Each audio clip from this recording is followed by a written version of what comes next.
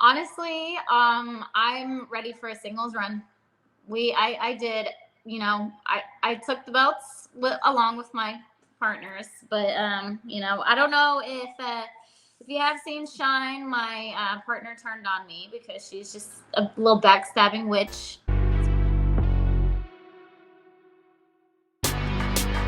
Women's Wrestling Talk, the #1 women's wrestling show on the planet. You're watching Women's Wrestling Talk, the #1 women's wrestling show on the planet. My name is TK Trinidad, and we have an amazing show with an amazing guest. She's 1/3 of the former Shine Tag Team Champions, the Coven. Please welcome Kelsey Raegan. How are you doing? Good. How are you? Good. I mean, you guys were champions for more than a year, 500 plus days. You just dropped the championship. What's the feeling like? Are you like, yo, we need these back, or are you ready to move on to something else? What's going on with that? Honestly, I'm ready for a singles run. I did, I took the belts along with my partners, but I don't know if you have seen Shine, my partner turned on me because she's just a little backstabbing witch. That's what I'm gonna call her. Okay. Because she All is. right. But yeah, I'm ready to do my singles thing, and now I'm coming for Evilise because she has both the titles. So that's my goal, Evilise. Oh, okay. Well, there it is. So you're putting Evilise on notice that you're coming for her belts. With that being said, you were out for an injury a couple months ago. So I'm guessing the status is you're back in to essentially destroy everybody. Is that the game plan? I'm easing myself back into it. It was 2 months ago that I got the injury back in May, but I kept wrestling on it because I'm a little dumb. It's the hustle. But I decided to take a break, and now it's been about 2 months. Okay. And with that being said, I definitely feel you as far as when you are an athlete and you kind of been pushing your body, you know what your body's capable of. When you get these bumps and these injuries, it's because you're kind of used to a certain level of pain. You're like, I can get through it. So at what point, like who or what happened where you're like, I need to like take care of this before it gets worse? Well, I kind of always knew while I was wrestling on it, I'm like, if something doesn't feel right, I should stop doing it. But I just kept on. I think my breaking point was when I had a show in New York for Victory Pro, and it was a good match and whatever, and nothing happened. I wasn't injured, but I had concussion symptoms after the match, even though I didn't hit my head at all. So the only thing I could think of is like the bumping, my neck being attached to my brain. Maybe something like that. I don't know. But I was just like, my neck doesn't feel right. I'm having these concussion symptoms, and so it's not good. So that was pretty much it. Yeah. And what was the rehab part like? Did you just kind of more give it a break, or were there things that you had to do, or what was that process? So I did physical therapy, like exercises. I'm not going to physical therapy because I don't have the money for that, America. But so I'm doing physical therapy exercises. I get massages to try and help, and the massages have done so much. They really have. Like it's worth the money. And then the biggest one was just staying off of it, stopping the bumping. Yeah. Let's get into the business of wrestling. Like you just mentioned it. I'm from Canada, so I definitely know the difference between the health insurance between the two countries. But as far as being a wrestler, what does you are putting, this is why I always tell people that they have to like you might think it's fake or whatever, but to me, not never being in the ring, to see the artistry behind it, to like not injure yourself and the person you're in the ring with is amazing. But also injuries do happen because you guys are doing some crazy shit. So with that being said, like how do you like what is insurance like? Is that like a discussion that's among wrestlers, like, oh, you should get insurance here, or is it like, all right, this is what you should do, or what is that discussion when an injury does happen? I mean, we don't really talk about it, to be honest. It's something that you know that you should have it, but a lot of wrestlers don't. I did have insurance for a while, but I recently lost it. It was my own fault. but so now I'm not gonna have health insurance until January. So yeah, I've just pretty much been dealing with this neck thing without hospitals and doctors and whatnot. I did get a CAT scan. I went to the hospital when the injury initially happened.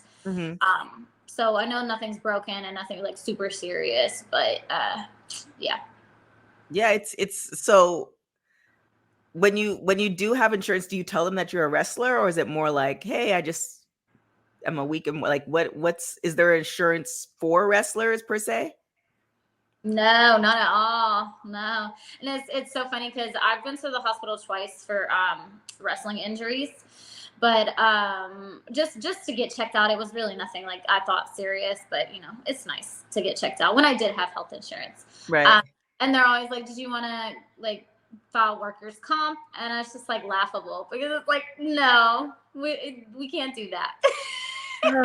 Man, I mean, I feel there has to be something has to come in the works hopefully soon, because you guys, for the sake of our entertainment, there has to be some type of system, because it's kind of crazy to think about.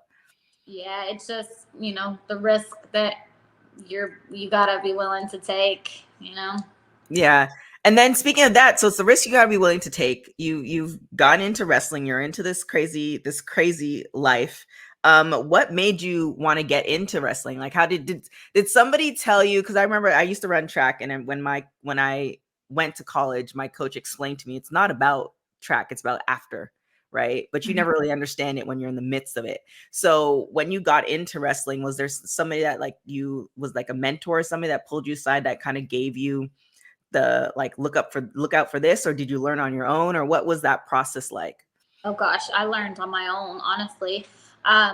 Yeah, it's just, you know, my school. I love my school and everything. I went to Devon Dudley Academy or Team 3D Academy, but he doesn't prepare you for the indies. He prepares you for TV, and majority of the students are you're gonna go to the indies. Maybe eventually you're gonna get on TV, but like you're gonna start on the indies.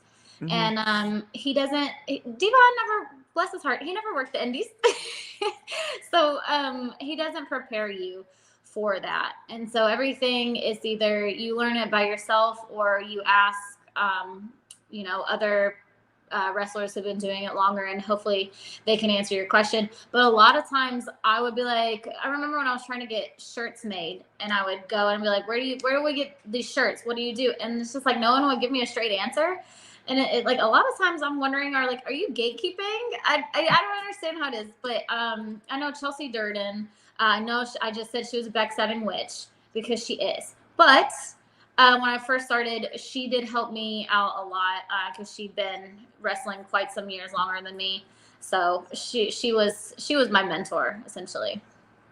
So what would you say if you can mentor your younger self when you're starting out, what 3 to 5 things would you say to them, to yourself? Like, you should do this, you shouldn't do that. What are those things that you've learned along the way?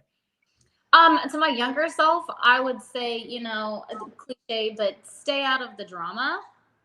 And for the most part, I did. But you know, I was younger. This was like 6 years ago. Just drama, it happens. But that's the main thing I would say is like stay out of the drama. Just worry about yourself. Don't worry about nobody else. Yeah, I agree. Sometimes I do that most of the times, but you know, sometimes you kind of you want to get into that petty just a little bit. Like, I know people who like want to dive into the petty, like they want to swim in it. I just want to dip my toe into it once in a while. It's just like I've been a good Canadian. Like I can't just a little bit. Like I feel like we're owed that much, but you know. Honestly, especially if somebody else is like being petty towards you, and it's like sorry, my cat is going to interrupt us every. No, you're good. And you're just like, I want to be petty back. You know what I mean? I want to start something, but it's like, don't do it. Not worth it. Yeah, I feel you wholeheartedly. Like, you know, to be the mature person, it's like it sucks. It's not fun. It's It's not fun. not. No. I kind of almost compare it to, and you could correct me if I'm wrong, because again, I'm not a wrestler. I kind of compare it to being a baby face versus a heel. Like a heel seems like so much more enjoyable than a baby face. Yeah. Well, I mean, yes and no. Like I like doing babyface for certain reasons, and I like doing heel for certain reasons. Um, yeah, I mean, honestly, I think heels probably I like working better, but I don't know because I really like working babyface too because I can get sorry, I can get to I can do so much more with it. Like Mhm. I don't know, it's pros and cons to both. Okay, I like it. I like. Oh my gosh, your cat! We haven't seen the cat, but I'm pretty sure he or she's gonna pop in because that's just what they do. She's over here scratching the furniture like an asshole. And kind of going back to the business of being a wrestler and also the indie scenes, which you had mentioned, there's a difference from getting ready for TV versus the indies. Right. What does like your day to day look like? Do you have like an overarching goal for the year as far as being a wrestler, where you want to go, and then like, okay, I need merch by this time, or I need to do this, or I need to have this many bookings? Like, what does that look like on the daily life for a wrestler? Oh my goodness. The merch is horrible, first of all, because well, it depends on how you go about it. Because a lot of people will do like the websites, like the pro wrestling tees and stuff like that. But I don't because I want to keep all of my money. I'm greedy like that. Mm-hmm. So I will buy the shirts in bulk and I'll have them printed. But like the last time I ordered, it cost me like $1,000 out of pocket. It is really, really expensive. And so that is why I need people to buy shirts. Buy the shirts. I'm broke. With that but being said, how do they buy it? Where they buy it? Where do they go? My big cartel, kelseyraegan.bigcartel.com. You can also find a link in all of my bio, so Facebook bio, Instagram bio. But yeah, I can't. Normally it's about once a year that I have to stock up on merch. So I know gotta have that money aside when I never do. So it makes sense. But yeah, and I spend so much money on 8x10s as well. Fly through them, which is good. 8x10s are good sellers. And so you have the eight by tens, you have the merch. And so what about like the bookings? Like, is there like certain bookings like you've been working with them, so it's kind of guaranteed you'll be on those shows? And Mm-hmm. do you have like a list of promotions that you want to work with? Like, I mean, obviously you have the 8x10s and you have the merch because people are supporting you, but you also Mm-hmm. have to put yourself out there so people know, like, it's kind of like that vicious kind of Yeah. circle of some sorts. Yeah, it's just the best way to put yourself out there to get booked on promotions is social media, and that's what I tell all the newer kids coming through that like they're not really that big into social media, and I'm like, how do you expect to get booked like through email because they're not gonna know who you are. You have to promote yourself. You have to get a following, and I there's not that great things attached to social media, so I get it, but it's part of the deal. Mhm. That's just what you got to do. So I do have my regular promotions that I work for, so I know that those are a given, and I save those dates, obviously. But yeah, the only thing you can do is reach out to other promotions that I want to work for. I've sent a bunch of emails, and it's pretty much up to them. That's the booker man. If they like me, they like me. If they don't, they don't. Man, it's no different. I feel like it's kind of just like the entertainment industry as well. Like, as far as actors and stuff like that, like you hope for the best, but you also want to be able to like fit in, because if you get booked and it doesn't make sense, then like, both parties aren't happy. So it's God bless y'all. I tell you, it's an interesting profession, but like I said, once it all is put together, it's just such a beautiful thing to see, because telling stories and being athletic is just like nobody else can do that. Cutting a great promo, like show me that. Yeah, I think my biggest weakness is my promos. Yeah, it's always been my biggest weakness. I am awful at promos, and I'm Mhm. trying to get better, but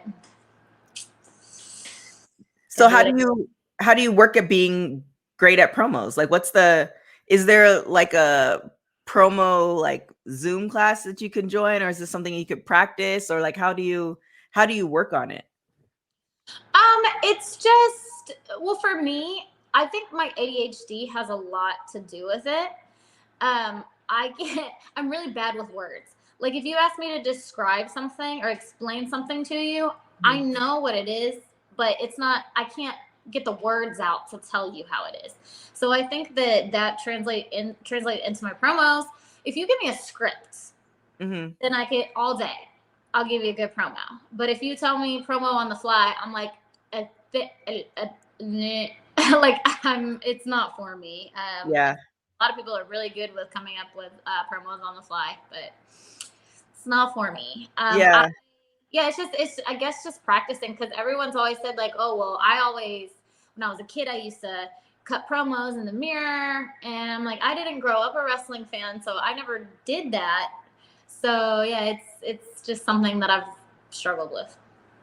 Yeah, I find, I mean, not necessarily doing the promos, but when I have to do like live stuff on the spot, I found like I got really easier when I got out of my way, because I would overthink, and then I'd be like tongue tied, and it's like the person standing right in front of you, like you're not blind, you're not deaf, like just explain. So once I started slowing down, it got a lot easier. But yeah, and then sometimes I try to, this is where kind of watching wrestling helps me, kind of being like the a-hole in the situation, and just being very sarcastic. And for some reason people like that. I don't know why, but here we are. With that being said, I've seen a couple other interviews where you're talking about tattoos. Now, I have 2 tattoos and they hurt. So, what inspired, like, because I've heard after you get a certain amount, it's like you can get more, and it's not a big deal. That first tattoo is kind of like the, entry point. So first, how many tattoos do you have? I don't know, to be honest with you. It's around 30 something, but they all just start blending in together after a while. Because you get like sleeves, and then like these were separate tattoos, but like now are they considered one tattoo? Do you know what I mean? So it's kind of hard to keep count with that. And then every time I do try to count, I miss one. I'm like, oh shit, I forgot about that one. So yeah, I got my first tattoo when I was 19, but I knew always that I wanted to be tattooed, even when I was a little kid. So it's just, yeah, I'd have more if I had more money. That's my problem with everything. I'm broke. So if you had the money, would you are you looking like a full body, or I know some people do like half their body? If money wasn't an issue, what would the aesthetic tattoo wise look like? If money wasn't an issue, I would probably be like fully covered. And not that I necessarily want to be fully covered, but I think that if I just had money to spend, I'd be like, sure, why not? Go overboard. 2 weeks just in the tattoo shop. Right. But I definitely, my main goal is just, this one, getting this arm finished. So I want 2 full sleeves. But I also want to get some stuff on my stomach, and it's a whole thing. Okay, I like it. So we got the tattoos. We have the advice to your younger self. Is there any advice that you've received from other female wrestlers who've been in the game longer than you, that's just kind of like, man, like I really appreciate it, and that you kind of keep when you're in certain situations, you think of those words that they've given to you? I'm not really sure if I could just like pinpoint that to just female wrestlers, because the majority of the business is men. And I've taken a lot of advice from men as well. So I don't know if I could say I've taken this one thing in particular from a female, but I've taken a lot from a lot of people. Okay. So what, any person in particular, male or female? Oh gosh.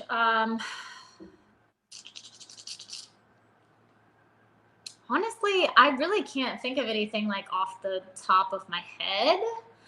I mean, I know, like, going back to wrestling school, I learned a lot from Devon as well, because he likes to talk. He loves to talk. So, yeah.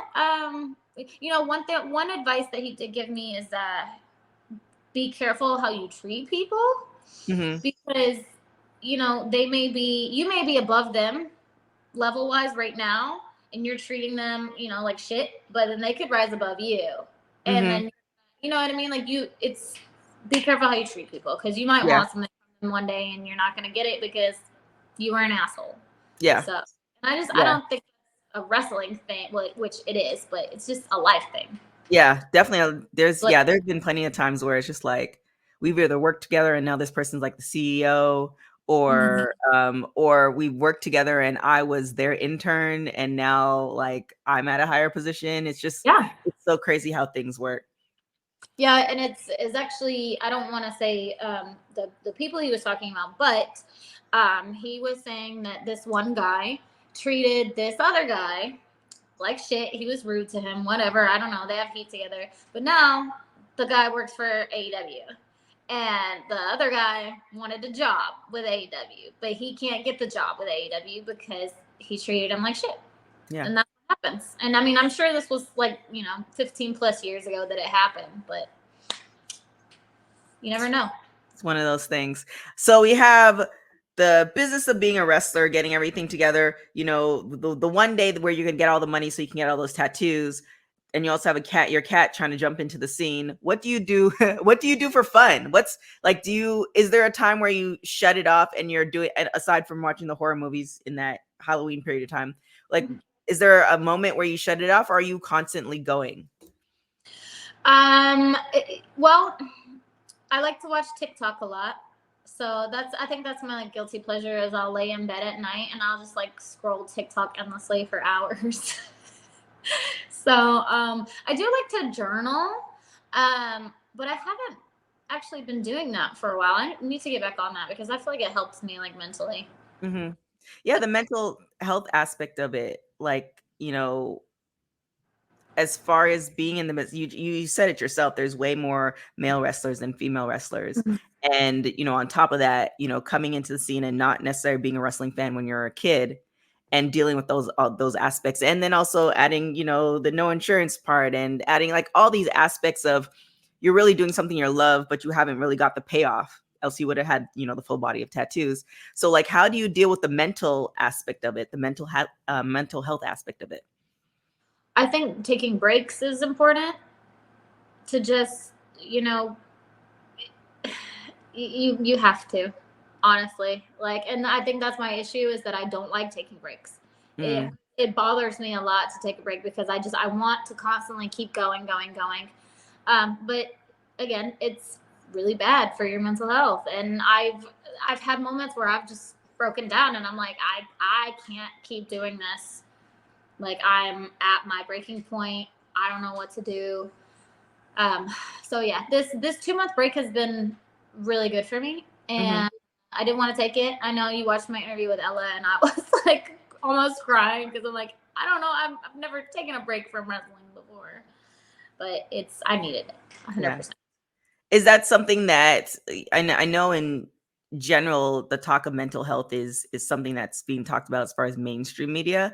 Is that something that is talked, amongst you guys in the locker room? Like, if somebody sees somebody struggling and it's like, yo, you need to take a break? Or is it more like, yeah, we're all here struggling, so figure it out? Like, what is it like backstage? No, I think we're all very well, I mean, I won't say all of us, but a good majority are pretty supportive of each other. I think anytime that someone has mental health issues, most of the time it's kept like under wraps, like, it's not a public thing. But I'm sure that they talk, like, if I'm going through something, I talk to my close friends about it, Mm-hmm. and they help me out. But I'm also not going to make it like a public thing. Um, to everyone in the industry, like, oh, I'm struggling and whatever, because a lot of those people, not saying everybody, but a lot of those people, they want you to go down. They're Mm. competition. So when you're struggling, you keep it to yourself, or people that you trust. See, that's like, so, I mean, I get it, but it's also like, I think that also affects the mental health because, like, say if you are, and it's not everybody has to be empathetic to you because they might not know you, but almost just having that understanding and Mhm. that empathy that, like, this is, just from somebody from the outside looking in, like, it's really hard. Like, it's to really grind all the time and to always be on, and it's like I said, acting. I have a lot of friends who are actors, and sometimes the payoff never comes. Sometimes it comes, like, when you least expect it. Sometimes you've been in grinding for like 20 years type thing.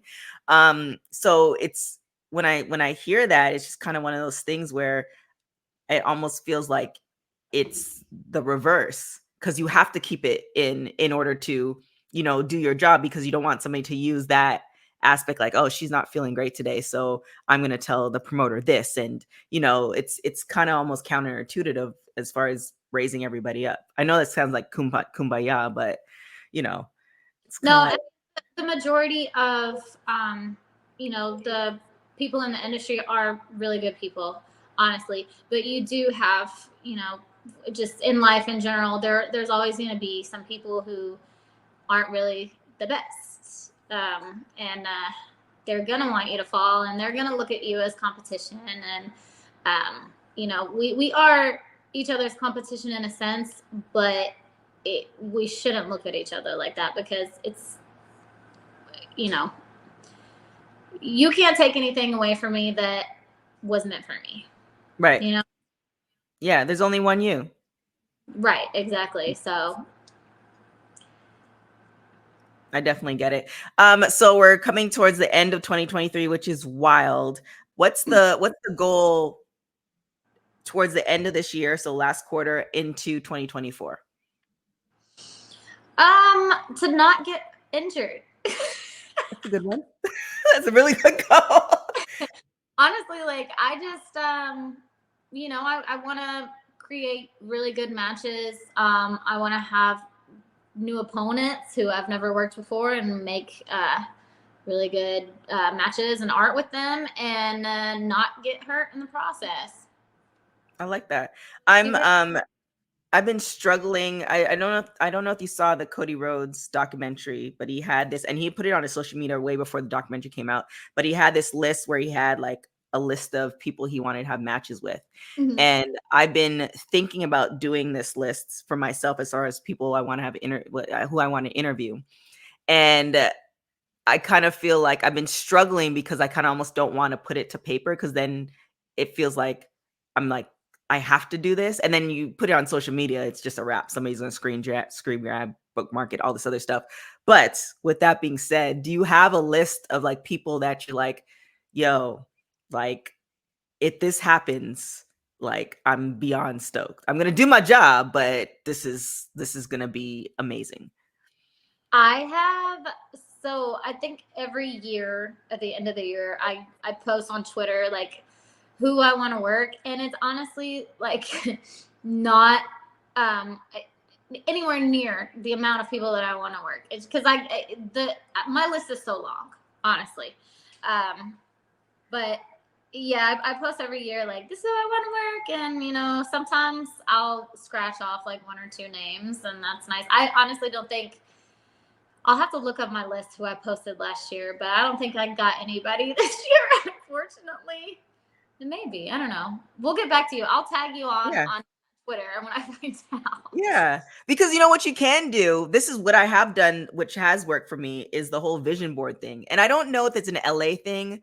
Like in LA, I feel like there's the crystals and the candles and the vision boards and the, you know, all the accoutrement. And I've subscribed to some of it, but the vision board I've been doing for the last 3 or 4 years, Mhm. and the last 2 years I've gotten about 80% of the stuff on my vision board because I look at it every day that I get up.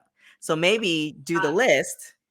You just put it somewhere where you can see it. And now, like, it's not like you have to, like, oh, I have to contact this person or make it work. But now it's like you see it, you're affirming it, and now you're putting it in the universe. And Yes. then maybe more people come to maybe it will happen. No, absolutely. you're right, because honestly, like, I can't even remember who all I put on my list. And I know, like, that's coming to my mind, I know Dark Chic was like one of the ones I wanted to work. Didn't get that. That didn't happen. Kim Bandit was another one. That didn't happen. Kayla Cassidy, that didn't happen. I'm like, I don't think I've scratched off anybody, but I had some really awesome matches this year for sure. Okay. What 2 matches come to mind as far as awesome matches for people to, because what we'll do is we'll tag those awesome matches on YouTube in the description so they can check it out. So what 2 awesome matches should people check out? I really like the I had a hardcore match with Devil Macabre for SWF. Nice. And that is one of my favorite matches. Scratching furniture over here. Let's see. And the other one, I'm trying to think, because I'm always gonna get confused and go back to last year. Kylan King. I can't remember if that was last year or this year. It was either at the beginning of the year, but anyway, that match is one of my favorites as well. Because Kylan I've had 2 matches with her, and she's just amazing. Oh, and Sunny Kiss. Oh my God, I forgot Sunny Kiss. I love that match too. Yeah. Sunny's amazing. Okay. All right. So with that being said, we're gonna wrap it up. Definitely, we want my goal for you, and what I'm putting in the universe is like to get you this money so you can get your tattoos and all this other stuff. So, and then let's roll back that merch and how people can support you financially. Perfect. Buy my merchandise. It's bigcartel.com. KelseyRaegan.bigcartel.com. KelseyRaegan.bigcartel.com. I have all my merch. I have a brand new shirt, 8x10s, all that good stuff. Follow me on social media. It's at Kelsey Raegan on everything. There it is. Well, thank you, Kelsey, for joining Women's Wrestling Talk. Like I said, I'm really, I love to do these interviews and then I kind of circle back a year or 2 from now and just see all the amazing things that happen. So nothing but positive vibes. Get that list out at the end of this year so we can, get those check marks going. But yeah, thank you so much for joining Women's Wrestling Talk. Really appreciate it. Thank you so much. I appreciate you inviting me. No problem. So for you guys who are watching Women's Wrestling Talk, thank you so much for joining us. You can follow us on everything at www.talkpod.com. Definitely check out our social media, www.talkpod. My name is TK Trinidad. Till next time, guys. Ciao. Women's Wrestling Talk, the #1 women's wrestling show on the planet.